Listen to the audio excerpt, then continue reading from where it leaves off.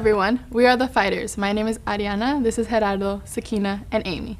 And in today's segment, we're going to be talking about the effects of racism and how we could deal with them in our personal lives and our society. Personally, I've been encountered by a white woman at work, and she came up to me asking me, where can I find a Mexican shirt? And I was very confused. I had a very confused look on my face, and I didn't respond. I just was confused. And she goes, well, with shirts that have a lot of embroidery and flowers and very colorful. And in my mind, I was like, well, there's a lot of shirts that have all that, just not Mexican shirts. And then she asked me, where do I shop? And then that took me off guard a lot. And I was like, well, I shop at Nordstrom. And then she had a confused look on herself, and she goes, oh, okay. And, she left the store. But I didn't give her any attitude about it. I just gave her kind of smart remarks and just have a confused look on my face. And for her to just come up to me out of all the people that were working, I was very offended on that part, and also asking me where do I shop. With that, why would she ask you off the bat where you can find a Mexican shirt? But with the shirt, how do you say this is a Mexican shirt, this is what it should look like? I don't think there's any type of shirt that's like that, and then it's just weird that she did that. But with my story, I work at a theater in a concession stand, and then on this busy day, it was me and just my other coworker, and she's my friend, she's white, and we had a really long line, and then with the line, I had to, do my job, get everybody done so I can go to my break. So the next person was up, and I was like, hey, I can help you, whoever's next.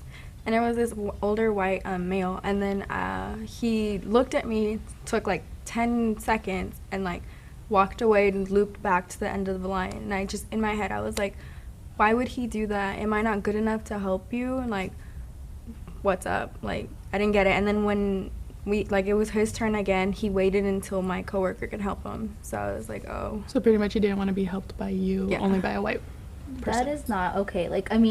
One, just assuming that you're a certain race and he doesn't want to get help from that, just because you serve him, what is that going to really do? That's not going to do you anything. In the sense, it wasted his time. But I'm happy that you didn't actually went off on him, because you really could have. You could have been why are you doing that? You're holding. And he didn't really, in a sense, do anything wrong. Mm-hmm. But it's you're doing that because I'm another color, and that's not okay. And you could have just been what is this and that, but you mind your own business. And that's sometimes the best thing you could do, is just step away, walk away, and just do what you need to do. Mm-hmm. But sometimes it's hard to do that. It's not easy to just walk away in a situation when you feel so belittled or a certain type of way.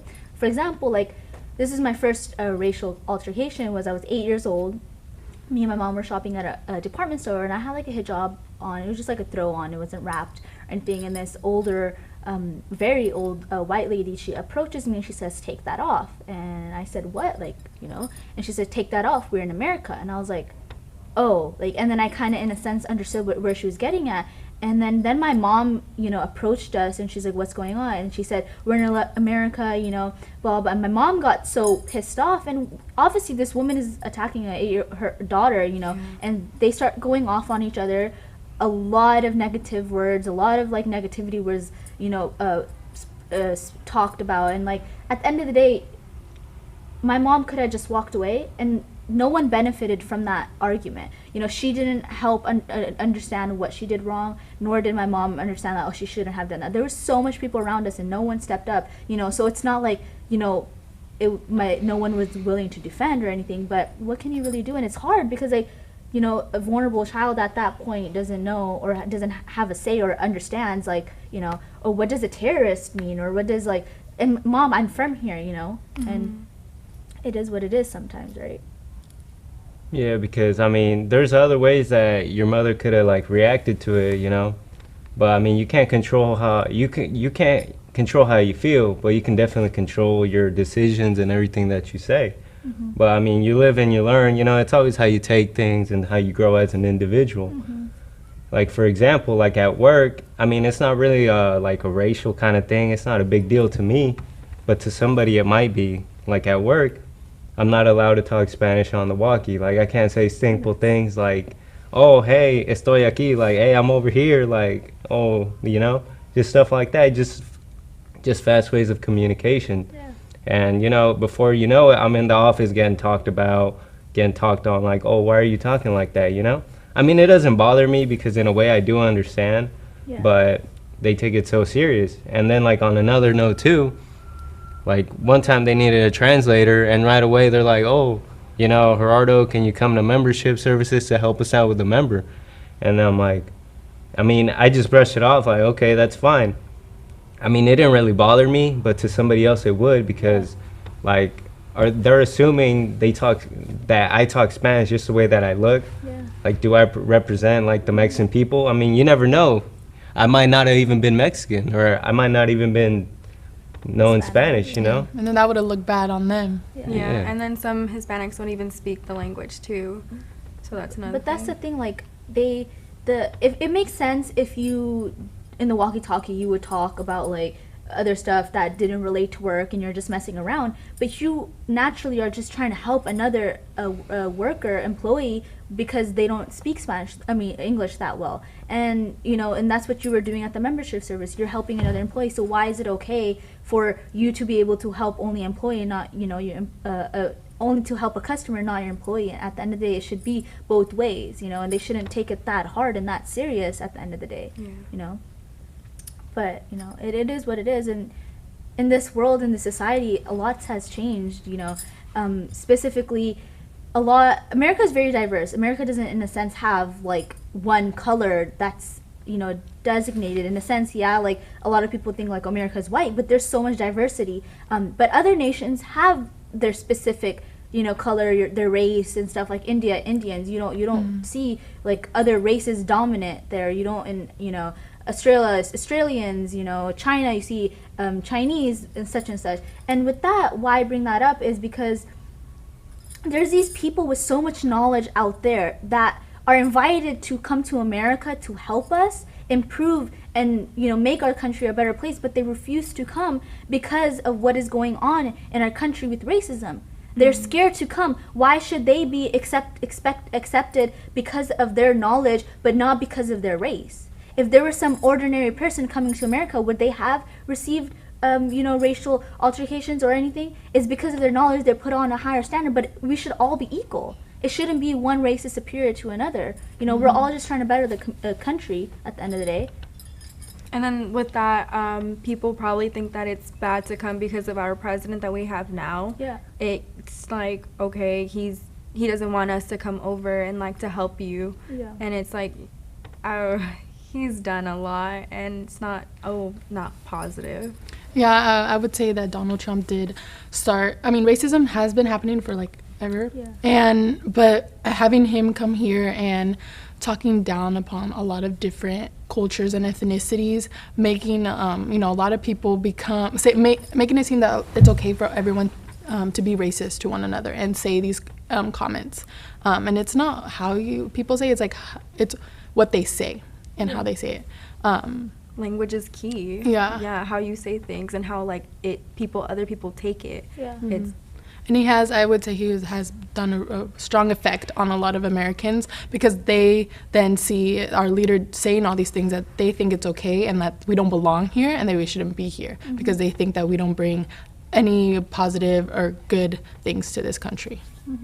Yeah, because Donald Trump, he gave these people a voice. Yeah. And yeah, so I mean, yeah, we've been having racism for years. I mean, and it's not stopping. So I mean, finally comes somebody, a leader in a way, to come, you know, say the same mutual feelings that these other, you know, in a way, racist people feel. Because You know. he has power, then it's okay. Yeah. But, you know, there's racism in a lot of other, you know, aspects of our life, right? Like, Yeah, or even with the police, you know, it's not that necessarily the police officers are racist or anything. It's just that, you know, minorities, you could say, get pulled over, and right away they say, oh, you're only pulling me over because I'm Mexican. You're only pulling me over because I'm black. You know, just stuff like that. It seems like it's just things that's embedded in our society. You know, They only take it because of their ethnicity. They bring ethnicity and religion and culture all into everything because of, like, certain situations that they're talking about. So for the second segment, we're going to be talking about, like, why do you guys think racism exists and, like, how it's brought upon us? So it started in 1619 is when the first slaves came to be in Jamestown, and that's when people thought that they were superior to other races just because of difference in color. Yeah. And that's where it all started. Exactly. I mean, it took us so long for African Americans to be equal to a regular person in society. There were 3/4 of a person, and at the end of the day, that we improved a lot, but we still have stuff to work on. Yeah, we recognize other people are human, but we still need to recognize that we're not superior. No one's superior than the other because of their race. And it's America, as you said, it started in 1619, but in a sense, it did start a little bit earlier than that too, with the Native Americans. This was their country in a sense, and we came here and colonized it, and that's where all that. We have more power. We have more power physically. We have more power financially. We have more power in like having more men and stuff. So that's what it all adds up to. It's not only just like thinking, my color is better than your color, or like, and such and such. It's because we naturally really think that our whole entire race is superior in so much different ways, Yeah, and I really do think that a lot of it has to do with ignorance. Yeah. Ignorance is a big issue in all this, because these people it's like in them and like in their personality that it's okay to say all these comments to other people that have different race, and they think it's okay, and it's all ignorance. Yeah. And that's how it's like all starts, and they see that through everyone else. Like everyone else sees someone being ignorant and like how they react, and it might not be from the same race, and like it comes from all different ethnicities, and then they're just always rude to one another. And then there's language. Yeah. We use our language in such a negative way. Situation like if I'm talking with my friends and stuff, and I'm talking about someone because of how they look or what their race is, I may not be like racist towards them, but in a sense I am, just because I'm not physically saying it to them or actually making eye contact and stuff. We're still allowing whatever I'm saying about that person, okay, which is, in a sense, needs to stop. That's the first thing, is the language we use in our personal lives affects all of this. It's not only us, saying it to other people, it's who we say it to also. Yeah. Because we could be having a conversation about someone, and it could be about their culture or their race, but maybe we don't think that we're being racist, but maybe we could be, because of what we're saying and like the certain words that we're using, and all of our experiences we've had, like those people, it's like the language that they use, because then we take it as like offensive and being racist and discriminating. And then language is key. Like how you say things can do an effect. It can either be positive or negative, just depending on how people take it. Yeah, and that's why we like how we say like we should always like say it in a positive way, like respond in a positive way. But then sometimes our reactions, we just automatically think, okay, we have to be defending ourselves. So we come out as like really negative and defending everything. Yeah, because it is always how we react to it, but sometimes it doesn't even need a reaction. Yeah. Sometimes it's not even worth it. Yeah. So why even bother? But it is about the language. It's how you say it. We're all equal, so we got to treat each other as such. Yeah, because we always want to like stand up for other people as well. Like if when we see other people, like someone being rude to one another, we don't want to just stand there and look, because then we look like the bad guy too. Yeah. We need to step in and defend them and try to make things better and try to like soften things so it doesn't like escalate more. Yeah. So for the third segment, how would, what is it like a good way that we could help to solve this situation and help prevent it that way for like the future? This will be decreasing and like less racism could be happening here in America. When you, like for us, since we are still like a young generation, I haven't had a child yet, but when I do have a child, I want to raise them right. I want them to believe that everybody is equal, that everybody should get along. If not, it's going to be the same thing. The whole thing is going to happen again, that everybody's going to be racist to each other, and that's not how it should be, because like our children are the future. They should be brought up differently. Mm-hmm. That's true. Yeah, and a lot of it does start off with the families. The families is how it all starts up, because as them raising their kids to say that, oh, this is okay, they hear their parents like saying certain things about other cultures, and then so their kids say, oh, mom and dad are doing and saying this, like then I could say it, like they think it's okay. So it's definitely how you raise your kids and like what you teach them. It's very important as well. You could add it in the education system at the end of the day, right? Yeah, that as well. That should be brought up of course. So through family, and then the education system, and the education system should also like just teach the students like, you know, what racism is and how you guys should respond to it, how you should react to it if you ever encounter someone. You know, it's also like maybe you could always tell that person that's being racist to you like, oh, are you okay? Like what, like, you know, to make them feel kind of bad in a way. But the education system is another big part that. And then, like, if someone is ever actually being racist to you, try to ask them open-ended questions, because that makes them think, like, why are you doing this? Like, why is this happening? Why are you acting, or are you treating me like this? And it just gets them thinking, and, like, sometimes they don't even know the response. Yeah. I guess I'm thinking maybe, and then quiet, and then they walk away because they don't know what to say. Yeah, because because people are so ignorant nowadays. They're just so quickly assume things. And yeah, they're just so quick to belittle people on little simple things like just stuff on they wear and just. And at the end of the day, we could also do a policy. And thinking of a policy, you could do this. This could be local, this could be state, this could be nationwide, and it's the most easiest thing you could do. All you really need to do is you make a bill, you associate with your assembly member, whoever in your district, you have a bill, and that bill would basically be to add a complaint form for racial altercations. Because when you go to the police department, there's not a section where you say, I've been in a racial altercation, yeah, I've been blackmailed or like harassed and along these lines, but the specific reason is because of your race that you are being harassed, you know, and that should be something that, you know, if someone keeps on getting complained about this specific person, we could stop it because for something else happening. This needs to be addressed. So if a person has 5 complaints written, complaint forms written against them, then you know that that person's thinking is a little bit different. And usually people, when something's against the law or along those lines that they get in trouble, it stops a little bit, you know. Yeah, it's not saying that people aren't going to break the law and they're not going to stop thinking the way they do, but in a sense that could, you know, lower the amount of, you know, altercations we have.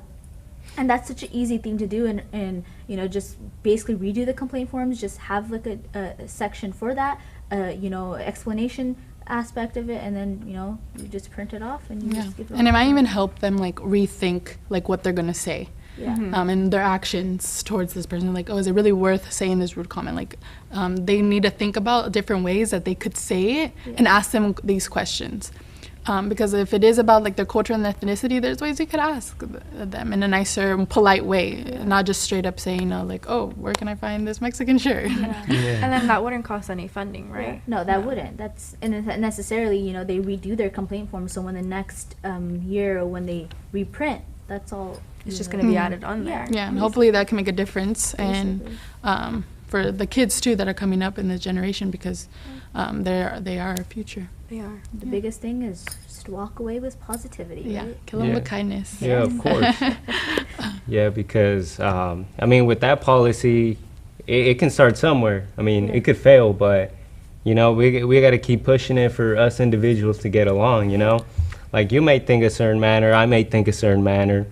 Sometimes we may think differently. You know, but I mean, everybody's views of things are just different. You know.